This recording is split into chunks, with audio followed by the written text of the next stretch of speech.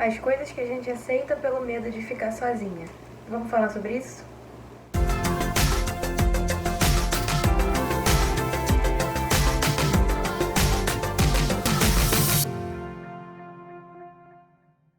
Bom, vamos lá. Faz alguns dias eu postei uma foto normal no meu Facebook e um cara se sentiu no direito de comentar na minha foto a seguinte expressão: gostosinha. Eu, logicamente, respondi, falei pra ele cancelar aquela intimidade que ele achava que tinha comigo. E aí ele veio me chamar no privado pra, logicamente, chorar, reclamar.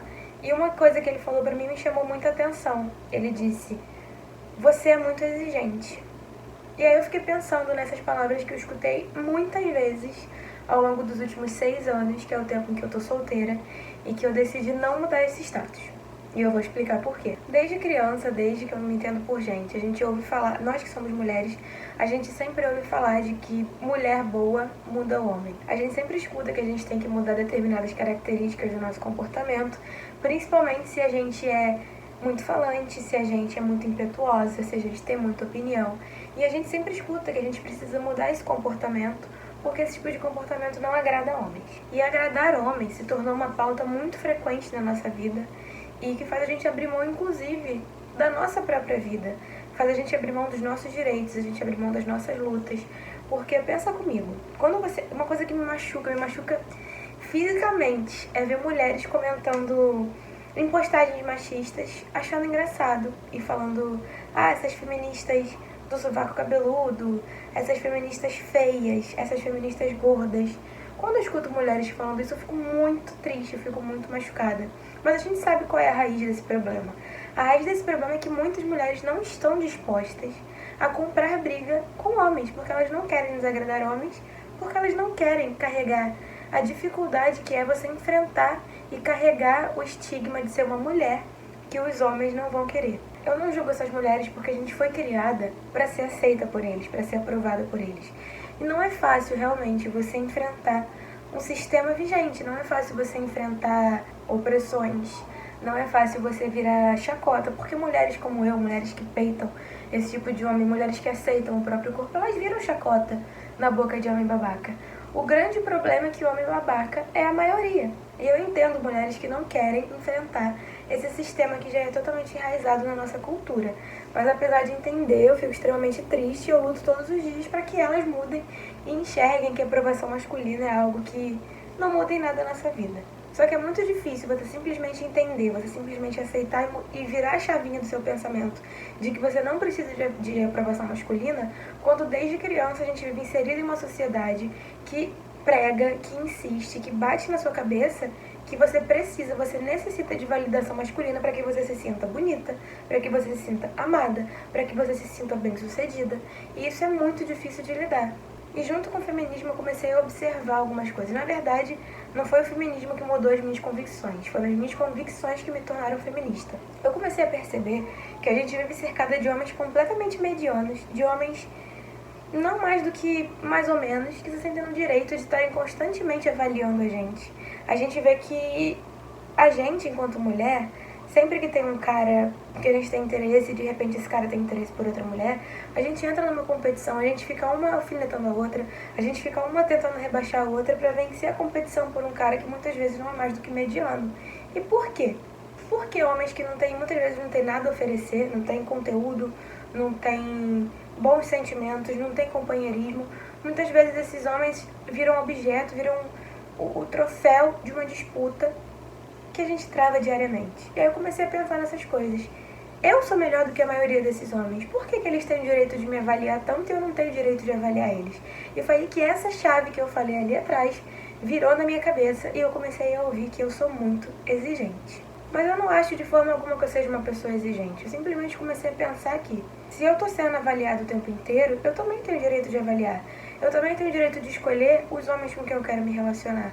Eu me libertei dessa coisa da síndrome de Cinderela, da síndrome de conto de fada que a gente tem, de que a gente precisa pegar um cara ruim, um cara que não quer nada com a vida, um cara que trai, um cara que é um babaca, e aí a gente começa a cuidar dele, empurrar ele, carregar ele nas costas, e aí um dia magicamente ele vai perceber: meu Deus, é a mulher da minha vida, ela fez tudo por mim, eu vou amar ela. Não, isso não funciona. A gente é ensinado a pensar que isso funciona, mas a realidade é que isso não funciona. O fruto disso, a consequência disso, são milhares de mulheres frustradas, cansadas, exaustas e sobrecarregadas por terem que carregar homens que não são capazes de fazer o mínimo por elas de volta. E aí teve um dia que eu parei e falei, eu não quero mais saber disso, eu não quero mais ter que pegar homens e transformá-los naquilo que eles precisam ser enquanto seres humanos maduros, conscientes e esforçados.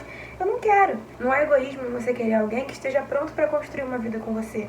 Não há exigência em você querer alguém que você não precise diariamente ficar ensinando o beabá, como se você tivesse adquirido um filho e não um companheiro. Só que a gente já normalizou a questão dos homens ruins de serem relacionados. A gente já introjetou na nossa cabeça que tudo bem, homem é assim mesmo, homem não sabe ser companheiro. Tudo bem, homem não liga, homem não gosta de estria. Ah, se você ficar gorda quando você tiver seu filho, tudo bem, é normal ir pra rua e arrumar outra. Para! Não é normal. A gente tem o direito de não querer isso pra nossa vida. E tudo isso a gente aceita muitas vezes sobre a ameaça pérfida de que se a gente não aceitar, a gente vai ficar sozinha. E qual o problema de ficar sozinha? Você acha realmente que estar sozinha é pior do que estar com um homem que faz você todos os dias se sentir insegura, que faz todos os dias você ficar se perguntando se ele tá na rua te traindo?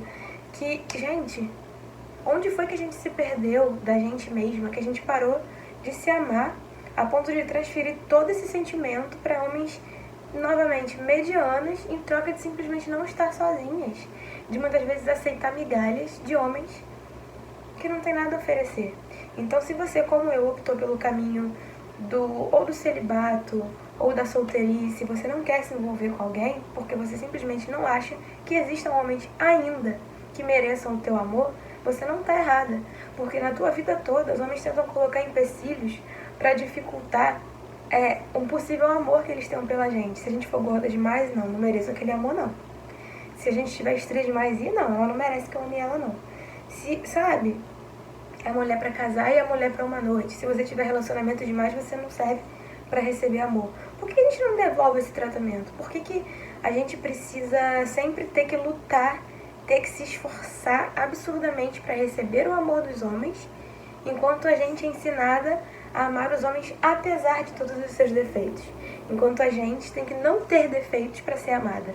Então vamos parar com isso. Quando alguém fala pra você, você é exigente demais, você vai acabar sozinha, você tem que responder, tudo bem, eu fico sozinha, mas não vou perder a minha vida sendo uma pessoa frustrada por estar em um relacionamento de bosta com um homem mediano. Essa é a reflexão que eu queria deixar aqui hoje, porque eu fico realmente cansada de escutar que somos exigentes demais. Você tem que ser exigente demais mesmo. Por que você tem que se contentar com pouco enquanto homens não se contentam com pouco? Quantos homens você conhece que tem uma namorada incrível, inteligente, maneira, companheira e que mesmo assim sentem que não é suficiente e vão pra rua e procuram outra? Por que ninguém fala pra esses homens que eles são exigentes demais? Que eles nunca se contentam com nada? Por que a gente precisa se contentar com esse tipo de homem? A gente não precisa, a gente não deve. Enquanto a gente não mostrar pra esses homens medianos que se eles não forem homens decentes, eles vão ficar sozinhos, a gente nunca vai mudar esse pensamento. Por que ninguém fala pra um cara, se você não parar de trair, você vai acabar sozinho?